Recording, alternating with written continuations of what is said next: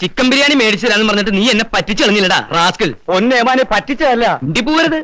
അന്യായക്കാരൻ തന്ന 10 രൂപ പോലും ഞാൻ മറന്നു നിന്റെ ബിരിയാണിക്ക് വേണ്ടി.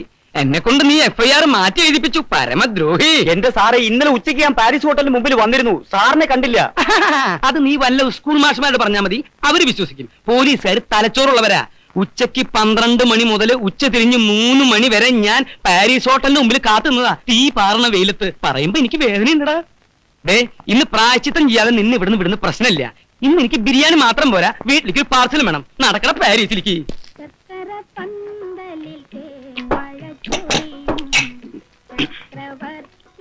ഇടയ്ക്കേ ഈ അച്ചാറും തൊട്ടുകൂട്ടിയില്ലെങ്കില് പെട്ടെന്ന് ബിരിയാണി മട്ടയ്ക്കും.